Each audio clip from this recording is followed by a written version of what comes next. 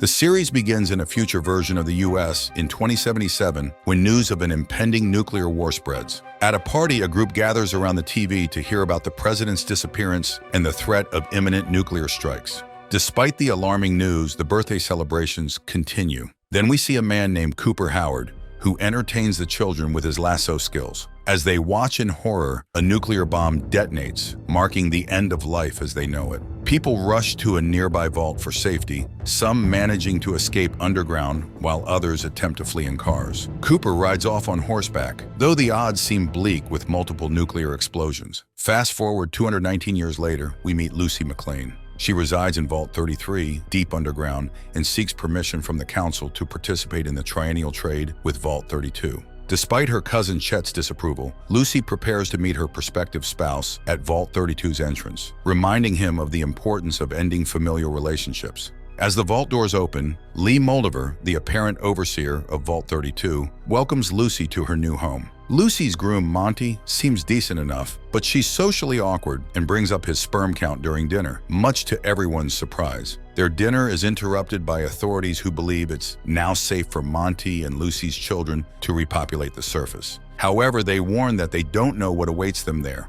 possibly including glitches. After the wedding, Lucy and Monty get down to business. However, unbeknownst to them and many others in Vault 33, the neighboring vault is in a disastrous state. Their crops are destroyed, supplies depleted, and the place is in chaos. During this, Lucy's brother Norman goes exploring and discovers the previous overseer has been murdered. Suspicions rise when screams are heard outside, signaling the arrival of raiders who have infiltrated their vault. In the chaos, Lucy fights back, but when the alarm sounds, she knocks Monty out before realizing she's injured herself in the process. Still dressed in her wedding gown, Lucy bravely fights off the raiders, but they overpower the vault residents. In a desperate move, Moldover offers a grim choice: spare Lucy or sacrifice several others from the vault.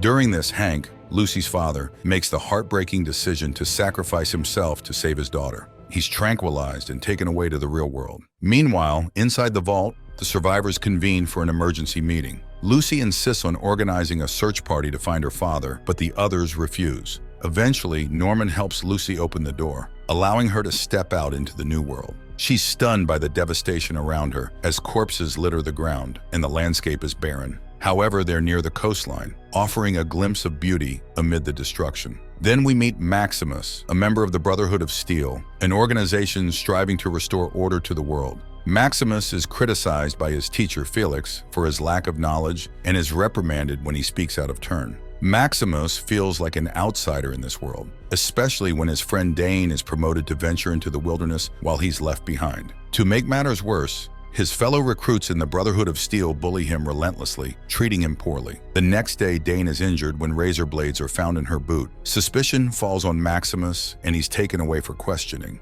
Although he secretly wishes for Dane's misfortune, Maximus maintains his innocence. He confesses that he wants to prove himself to the Brotherhood and become one of them, willing to do whatever it takes. Surprisingly, Maximus is promoted to Dane's position as a squire, which is a step closer to acceptance within the Brotherhood. When he visits Dane, she reveals that she defended him, believing he wouldn't harm anyone. After hearing this, Maximus feels a pang of guilt, but is grateful for her support. Now officially part of the Brotherhood, Maximus and his comrades are briefed on their next mission: to catch a fugitive from the Enclave who possesses a dangerous object. They're outfitted in knight armor and set out on their mission to stop the escaped denizen at all costs. News of the Brotherhood's mission spreads even to the far-off wilderness, catching the attention of a group of bandits led by Slim and Honcho. They seek out a hidden figure known as the Ghoul, who turns out to be none other than Cooper, the lasso master from the beginning of the movie. Cooper, now known as the Ghoul, easily defeats the raiders with his expert shooting skills and quietly slips away, leaving behind a trail of defeated enemies. We're introduced to a new character, Wilzig, who works for the Enclave. He's part of a group of scientists working on breeding top-notch dogs. Unfortunately, if the newborn pups don't meet a certain weight requirement, they're put down. Wilzig seems to be up to something shady, especially when he injects himself with a mysterious pill. His favorite dog, CX-404, is his faithful companion, raised since it was a pup. When another scientist discovers Wilzig's actions and sounds the alarm, CX-404 protects its master by attacking the intruder. Wilzig seizes the opportunity to flee with CX-404 into the wilderness. It is revealed that this dog is a valuable target pursued by both the Brotherhood and the ghoul. While Lucy persists in her search for her father, she sets up camp for the night. Her fire catches the attention of Wilzig, who warns her about the dangers of drawing attention to herself. He advises her to adapt to the harsh reality of their world and suggests that her priorities may change as she grows accustomed to it. After delivering his warning, Wilzig disappears into the night, leaving Lucy to tend to her fire. Fortunately, nothing threatening approaches her camp. Meanwhile, Wilzig and CX-404 venture into an area contaminated with radioactive waste. The dog discovers a severed hand, indicating the presence of a dangerous creature nearby. This encounter coincides with Maximus, who finds himself tagging along with Knight Titus on a mission. They reach the entrance of a cave armed with a large gun and head inside together.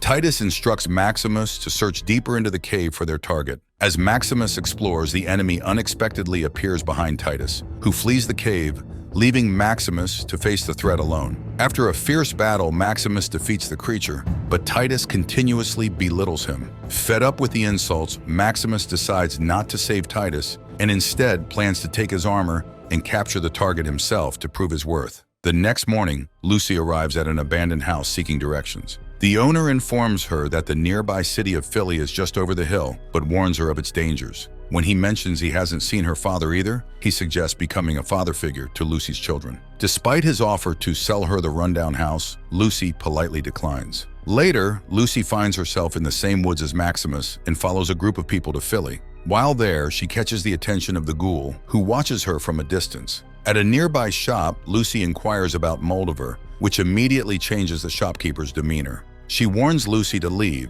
indicating that staying will only bring trouble upon her. After leaving the shop, Lucy encounters Wilzig once again, who warns her about the drastic differences between the world above ground and life in the vaults. However, their conversation attracts the attention of the ghoul, who decides to take advantage of the situation by pointing out the bounty on Wilzig's head. Ma June, the shop owner, reveals that she's been paid a significant amount of bottle caps to ensure Wilzig's safe passage to Philly. Without waiting for a response, the ghoul shoots off Wilzig's foot. After this, chaos erupts in town over the bounty on the ghoul's head.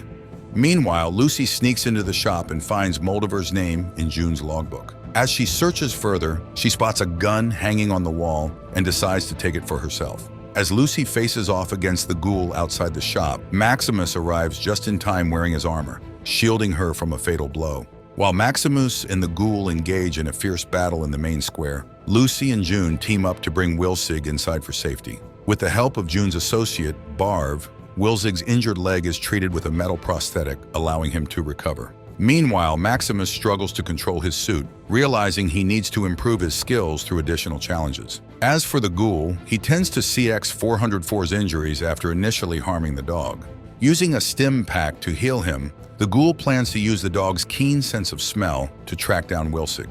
Deep in the wilderness, Lucy and Wilzig make significant progress. However, Wilzig ultimately chooses to end his life by consuming a serum. Before passing away, he instructs Lucy to take his head to Moldover and change the future.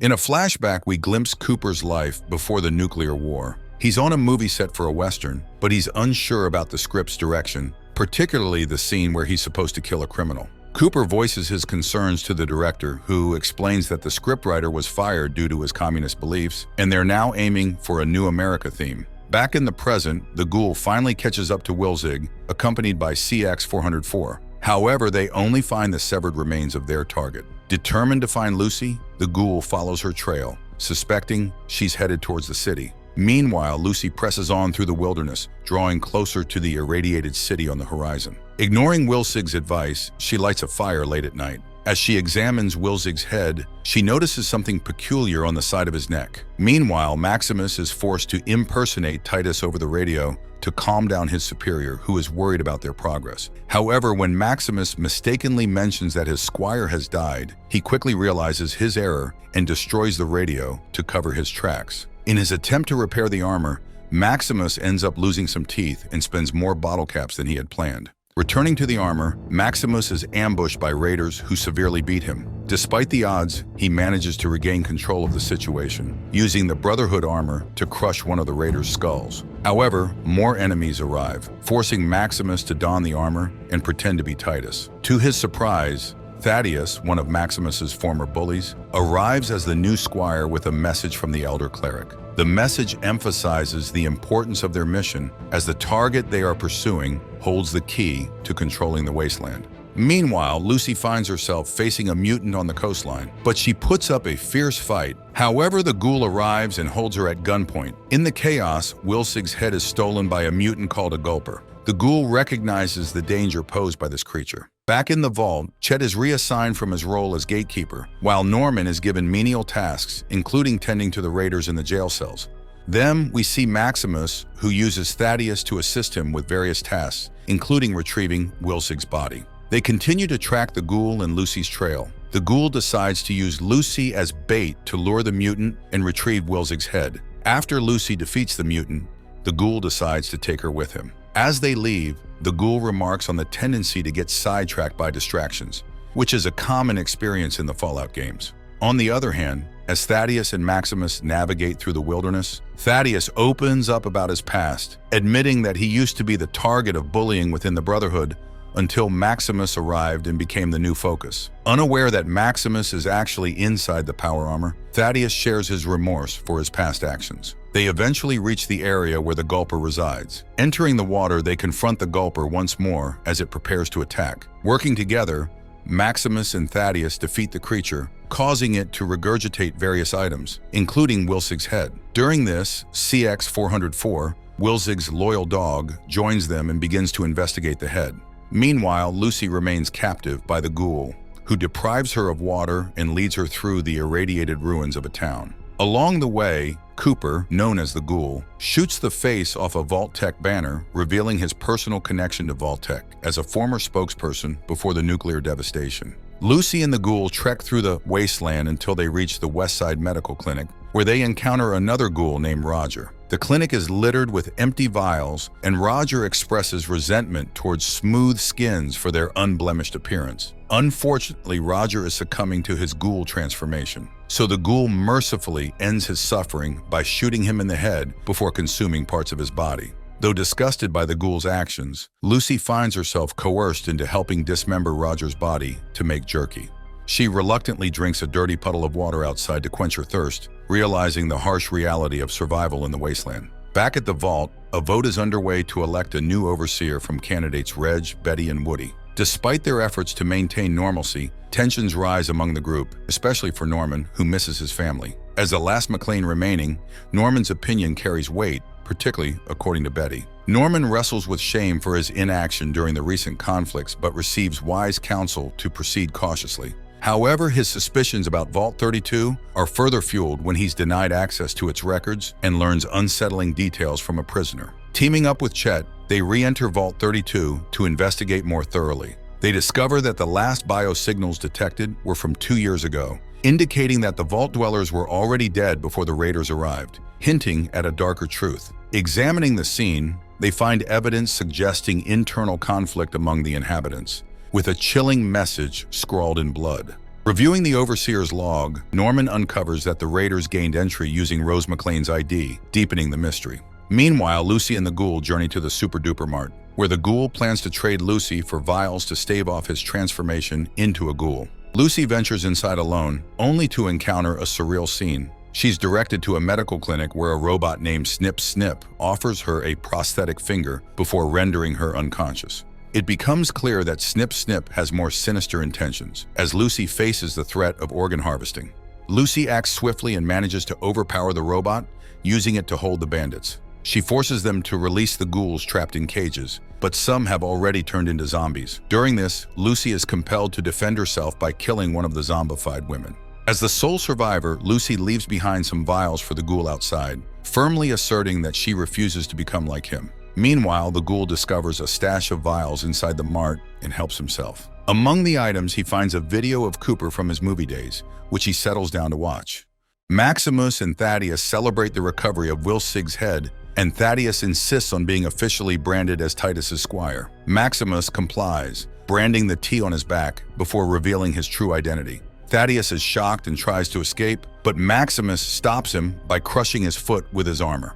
Thaddeus removes the fusion core from the suit, leaving Maximus trapped inside with limited air. Suddenly, some rad roaches begin to attack the armor, but Lucy arrives just in time to fend them off. In exchange for some radaway to treat her radiation poisoning, Lucy helps Maximus out of the armor. Despite her distrust of surface dwellers, Lucy decides to trust Maximus, and it proves to be the right choice, although she passes out shortly afterward. Meanwhile, Norman and Chet explore Vault 32 to uncover why Rose's Pip-Boy would have opened the gate. They discover more dead bodies at the gate to Vault 31, indicating an attempt to enter. A message in blood on the wall suggests that someone knew what was inside Vault 31. When they return, Betty is suspicious of them, but doesn't confront them directly. When Lucy wakes up with a radaway I-4 in her arm, she finds Maximus hiding his armor beneath metal and blankets. They agree to work together to retrieve Wilzig's head. Lucy has a tracker to locate it, and in return she wants help from the Brotherhood to rescue her father. In Vault 33, the election takes place, with Betty, Woody, and Reg as candidates. Despite Reg's presence on the ballot, everyone seems to be voting for Betty. Meanwhile, as Lucy and Max walk along some railroad tracks, she asks about the history of the surface world over the past 200 years. Max mentions bombs being dropped when he was a kid, hinting at more bombings after 2077. Lucy recalls memories of being outside with her mom in the sunlight, but dismisses them as nostalgia, as she's been told she never left the vault. On the other hand, Norman continues his research in the Vault 33 archives and discovers a pattern. Almost every member who came from Vault 31 in trades ended up becoming overseer of Vault 33, including Betty. The election results confirm Betty's victory with 98% of the votes. Meanwhile, Lucy and Max encounter two suspicious individuals on a bridge. Both parties claim to be unarmed, but it's a lie. They agree to let each other pass, but the strangers attempt to ambush them. Max defends himself and Lucy, revealing the strangers to be friends planning to harm them. After this, Lucy expresses her disdain for the surface world, saying, "I hate it up here."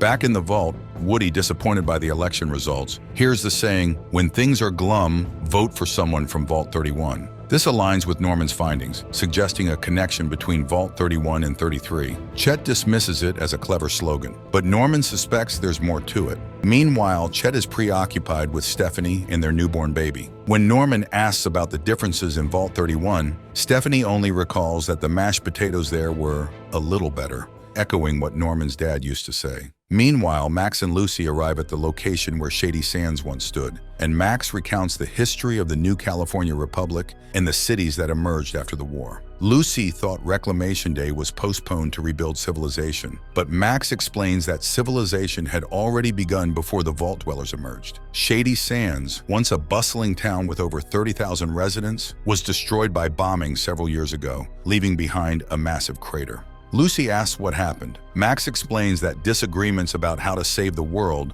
led to its destruction. He reveals that he survived the blast as a child by hiding in an old refrigerator and was later rescued by a knight from the Brotherhood. However, Max is injured from the earlier encounter with the fiends, and they search for medical supplies in an old lab when they suddenly fall through a trapdoor. In Vault 33, Betty announces plans to renovate Vault 32. The entire community visits Vault 32, now cleaned and repainted after Norman and Chet's exploration. Betty's resettlement plan involves half of Vault 33's residents moving to Vault 32 to rebuild it. During this, Norman notices the Overseer's terminal, which he used to learn about his mother's Pip-Boy, has been destroyed. Suspecting a larger deception, Norman questions Betty about his mother's Pip-Boy, and she assures him it was buried with her alongside Hank. This confirms Norm's suspicions of a cover-up in the vault. Meanwhile, Lucy and Max wake up in another vault, filling Lucy with hope for their survival. Then we see Cooper Howard's advertisement for Vault 4 play against a black and white background, highlighting its occupation by scientists with a total of 80 individuals conducting a 5-year trial. This hints at where Maximus and Lucy might be, but the focus is on Cooper, who is enjoying his role as the face of Vault Tech and living the high life.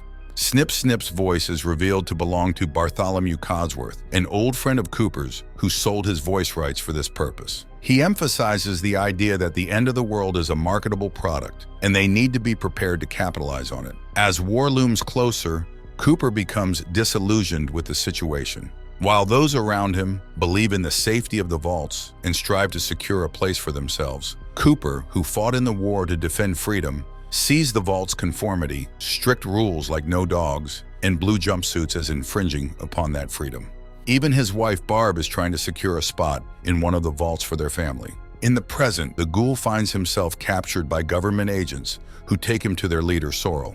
Despite being caught, the ghoul manages to reattach his severed finger. As they converse, the ghoul mentions Moldaver, whom Sorrel considers extremely dangerous. When Sorrel lets his guard down, the ghoul swiftly eliminates him and his subordinates. Cooper recognizes Moldaver from a wanted poster in the bar, recalling her as his biggest fan from flashbacks. Meanwhile, Lucy and Maximus are treated in the vault and told they'll be observed for a few hours to ensure they're free of radiation. Lucy, unaware of the situation, suggests they wait it out and casually proposes intimacy, but Maximus declines. Their room is labeled test subjects, hinting at something ominous. They meet the overseer, who seems to have an interest in them. It becomes apparent that many vault residents are some sort of hybrid humans. Lucy questions the overseer about level 12, which he earlier mentioned was off limits. He abruptly ends the conversation and orders her to leave after she mentions it, spitting out his drink in surprise. Maximus, meanwhile, enjoys the amenities of the vault,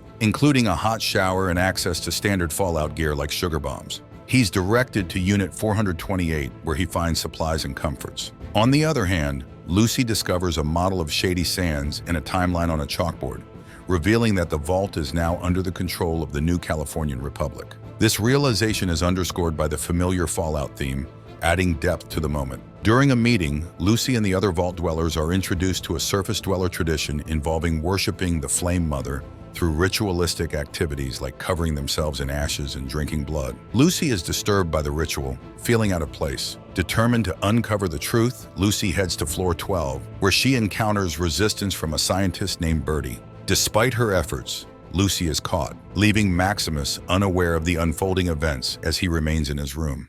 We see two wanderers searching for something with metal detectors. These are the lead farmers, but they return home to find the ghoul in their kitchen, much to the father's displeasure. Despite his annoyance, he agrees to answer Cooper's questions. They reveal that their son Tommy is involved with Moldaver's crew, believing in her mission to fix the world. Unfortunately, Tommy's involvement has led to tragedy, with their eldest son Rufus being killed by the ghoul. Tommy reluctantly discloses that Moldaver is at the observatory before being shot by the ghoul. In the past, Cooper clashes with Moldaver, who reveals her knowledge of Cooper's wife Barb. Moldaver seeks revenge against Vault Tech and wants Cooper's help. She explains the ongoing resource war and her belief that those not aligned with communism are insane. Cooper bugs his wife's Pip-Boy to investigate further. Meanwhile, Lucy is handcuffed in Vault 4 and shown footage of the scientists, including Overseer Hawthorne being attacked by a gulper. The Vault's experiments involve hybridizing humans with radioactive resistant species to withstand high radiation. However, it is revealed that the experiments went awry, resulting in the death of the scientists. As Lucy faces judgment in Vault 4, Maximus intervenes to rescue her, shutting down the fusion cores and donning his Brotherhood armor to confront the Vault's inhabitants. However, Lucy persuades him to return the stolen core, and they decide to leave together to find Wilzig's head. Meanwhile, Thaddeus, having left CX-404 behind, seeks medical assistance at a pharmacy in exchange for a fusion core.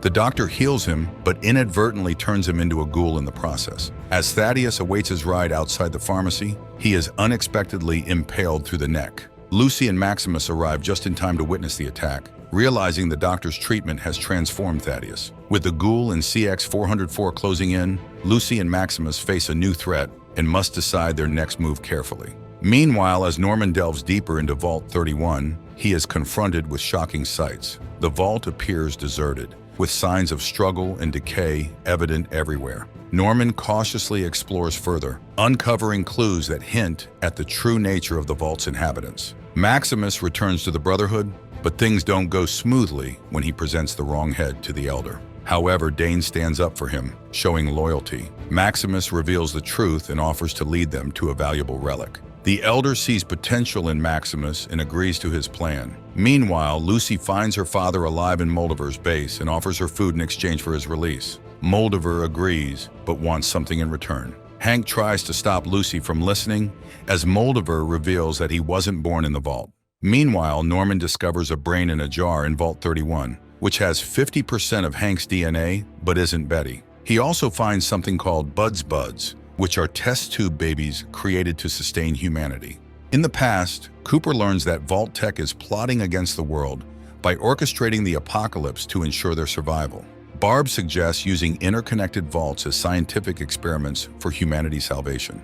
In the three vaults, Vault 31 houses executives in cryogenic freezing, while Vaults 32 and 33 serve as breeding pools for selectively chosen companions. These individuals are genetically engineered to breed with the buds to create a class of super managers who will inherit the Earth after wiping the surface clean. This revelation aligns with the shocking truth that the government intentionally dropped the bombs to establish a monopoly. Hank, Lucy's father, was actually Barb's new assistant, and his conversation with Barb reveals the truth about the government's actions. After this, Barb's words echo the iconic line from Fallout games. War never changes. In the present, Dane confesses that they harmed themselves with a razor blade out of fear of going into the wilderness. As for Moldaver's motives for taking Hank, it all traces back to Lucy's mother, Rose. Rose suspected that something was diverting water away from the vaults, hinting at a possible return of civilization on the surface. Hank dismissed her theory, leading to their rift and Rose's departure in search of the truth. Therefore, Lucy's childhood story about feeling the sun's warmth was not just a tale, it was a memory. She and Norman actually lived outside the vaults with their mother, Rose, until Hank arrived and destroyed the city, forcing them into the vaults. This dark past sheds light on Vault Tech's ruthless tactics to eliminate competition. Now, Hank and Moldaver want Lucy's allegiance, but the revelation about Rose's fate adds a new dimension to the conflict. During this, we see Rose turned into a ghoul as she sits at the table, disproving the story of her burial concocted by Betty and Hank. It is revealed that the cold fusion inside Wilzig's neck holds the key to restarting civilization. As Lucy prepares to activate the power, alarms blare, signaling the arrival of the Brotherhood. This impending threat adds urgency to Lucy's decision. As the Brotherhood clashes with the NCR, Lucy realizes the timeless truth that war never changes. The ghoul, capitalizing on the chaos, exploits the Brotherhood's vulnerabilities and swiftly dispatches their soldiers. Amid the darkness and confusion, Maximus arrives, freeing Hank from captivity. However, tensions rise when Maximus learns of Hank's role in the tragedy at Shady Sands. In a surprising turn, Hank dons Brotherhood armor, incapacitates Maximus, and demands Lucy's compliance. Unwilling to surrender, Lucy arms herself. But before the situation escalates, the ghoul intervenes. Cooper confronts Hank for answers about his missing family, but Hank escapes, leaving more questions than answers. Cooper proposes teaming up with Lucy to uncover the truth behind Hank's actions and confront their creators. During this, Lucy mercifully ends her mother Rose's suffering before joining the gunslinger on their quest. With a kiss to an unconscious Maximus, Lucy bids farewell and sets off. Meanwhile, Norman, trapped in Vault 31, contemplates his fate. With no apparent escape, he reluctantly prepares to enter cryogenic sleep. The focus then shifts back to Maximus, who awakens amidst the aftermath of the conflict. With Moldaver's final act, she activates the cold fusion, restoring power to the nearby city before succumbing to her wounds. During this, Dane arrives on the scene and mistakenly believes Maximus to be her killer, praising him as a hero. Now, Maximus begins to question his loyalties. Elsewhere, Lucy and the gunslinger reach Hollywood, pressing forward on their journey. Meanwhile, Hank finds refuge in the iconic settlement of New Vegas. This is where the series ends.